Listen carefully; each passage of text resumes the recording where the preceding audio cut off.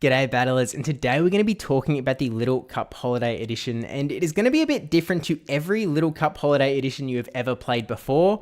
We'll talk about it though, but the first weird thing is actually just the schedule, because it's going to be running from December 18th to the 25th, and then it's going to be off for a week, and then it's going to come back from January 1st to January 8th. So a little bit of a weird timing in my view, and that middle week is just going to have the open leagues, but the important thing to note is that the first week has 4 times Stardust rewards, because it's at the same time as Master League. The last week won't have that. So, maybe focus your efforts on that first week if you know that you're going to get a little bit sick of the Holiday Cup Little Edition. So, and you might actually get sick of it because it is going to be a bit different this time. So let's look at the rules. So 500 CP and below, so it's Little Cup format, and only normal, grass, electric, ice, flying, and ghost types eligible in this meta. But did you catch the difference?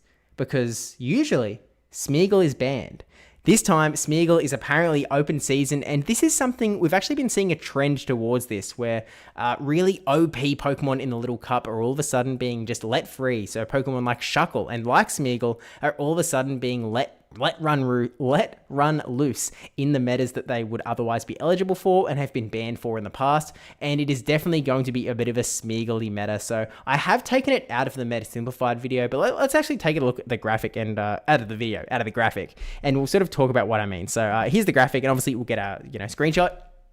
Perfect for the thumbnail, and essentially the actual meta simplified looks like this, in that Smeargle is the best Pokemon in the format, using a different moveset than usual though. Most of us that have been Smeargle grinding have been looking for Lock-On Flying Press is our Smeargle moveset.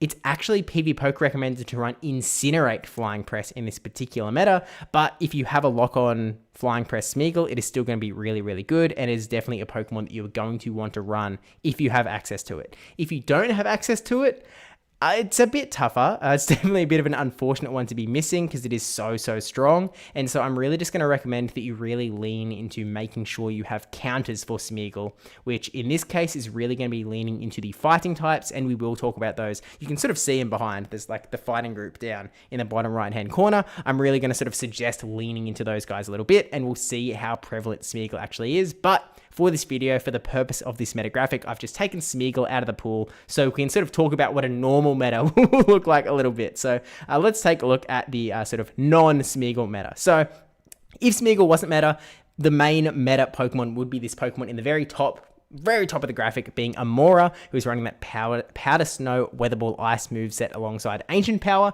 which gives you really nice coverage, especially against the fires that would otherwise be a little bit scary to you. And actually, let's just talk about the 5 groups on the graphic, and of course there are some Pokemon down here that we'll talk about towards the end of the video as well, but still really important to know about. So top group is Amora. If we circle around clockwise, we have a bit of a mishmash group where we have electric types in Pachirisu and Pikachu Libre. Pikachu Libre specifically because it has access to Flying Press, and then Alolan Sandslash is in that group as well. In the bottom right hand corner, we have the fighters, so the Annihilate, the Obstagoon, and the Ursaring making its way in there because it has access to close combat. Bottom left hand corner, we have the sort of rollout users, Transformers with Autobots rollout. We've got the Dunsparce, Miltank, Licky, and Bibarel. And then over on the other side of the graphic, we have the fire types in Talonflame and Alolan Marowak, but Stunfisk has actually also slid its way in there because it does quite similar things in this particular meta. So let's talk about Amora.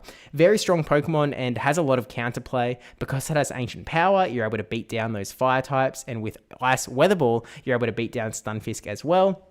As much as the other 3 groups are all sort of have arrows drawn towards Amora, pretty much any Pokemon that has not been put on this graphic, Amora is going to beat. So it becomes a very strong Pokemon, and even these Pokemon that allegedly loses to, it actually can do quite well against, just because it is quite a strong Pokemon. So allegedly, you're going to generally lose to the rollout users because Rock super effective, generally going to lose to the fighters, fighting super effective, and then Alolan Sandslash has quite a good matchup because it has access to that ground damage as well, while having the ice typing itself. Pikachu Libre has access to Flying Press, so again, super effective damage, and Pachirisu is not actually that hot into Amora, but they're just 2 very bulky Pokemon, so it's quite a neutral matchup on the whole. If we go around, let's look at the fire types actually. Let's go the other way around the graphic. So the Talonflame and the Alolan Marowak are obviously going to be doing quite well against the Alolan Sandslash. I've got the arrow pointing towards the sort of electric Sandslash group, and because most of the time you are going to be beating those as well, and Stunfisk obviously having pretty good time against electrics and also a steel type, but there's definitely some counterplay mixed in there. And then the fighters, generally you are going to be winning as well, but they have some counterplay as well, and you do have to be a bit scared, especially when you've got a Pokemon like Alolan Marowak who has the Ghost typing.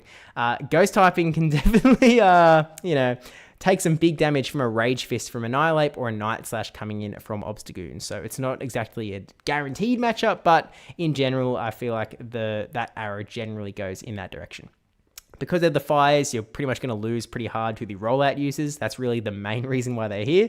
But you're also Stunfisk isn't going to have the best time. Dunsparce has Drill Run. Bibarel is okay into the Stunfisk. It's not great. Bibarel is sort of the worst of the 4 rollout users in this particular meta, I would argue.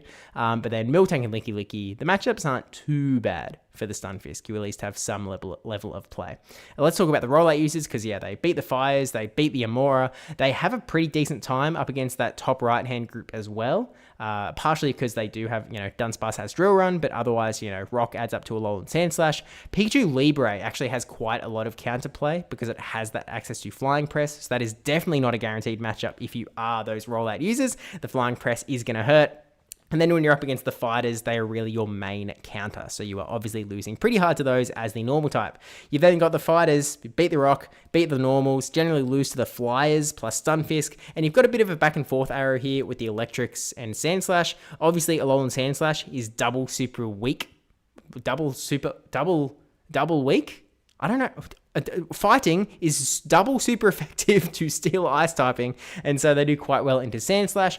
Pikachu and Pachirisu aren't as good for them, so we've got the arrow going both ways. That's essentially why that arrow's there, and we've talked about the last group sort of in conjunction with the rest of them, in that, they've got a bit more of a mishmash of matchups. So there are a few Pokemon here that are a bit harder to get access to, so like if you don't already have a Pikachu Libre, then, you're probably not going to be running one, and you'll probably be leaning a little bit more into the other fighters. I think Annihilate is going to be quite good in this meta. It's not ranked very highly on PvPoke, but I just think that with the Rage Fist attack boost, it can really add up a lot of damage, especially when so many top Pokemon in this meta are going to be taking super effective damage from Annihilate.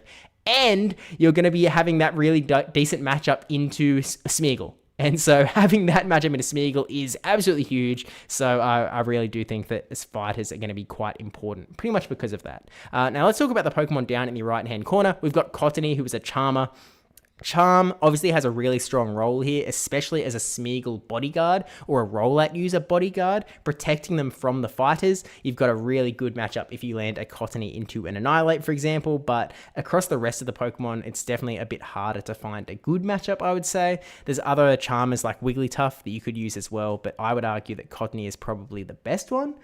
We've then got Joltik, who is actually running Sucker Punch, which is a pretty interesting mon.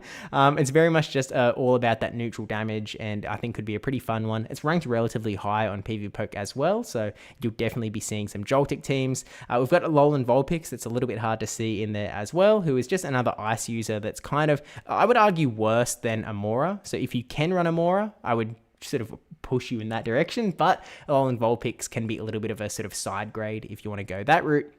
And then we have Litwick, who I think used to be a bit of a king of the Holiday Little Cup, but, there's other Incinerate users now. Talonflame is around. Alolan Marowak is, I think, the highest ranked fire type in this particular meta, but Litwick can definitely still do quite a bit of work, but you have to be a little bit scared of quite a few Pokemon, because all the rollout users, the fighters have access to some super effective damage against you. It's a little bit scarier for Litwick this time around than the last, but thank you for watching. Don't forget to like, comment, subscribe, especially that subscribe one, and shout out to my patrons and YouTube members as well. But I'll see you in the next video. Good luck with this one. It could be pretty frustrating, and so you might look when the second week of Holiday Little Cup comes around, I'll be in the Open Grey League, so I might see you there.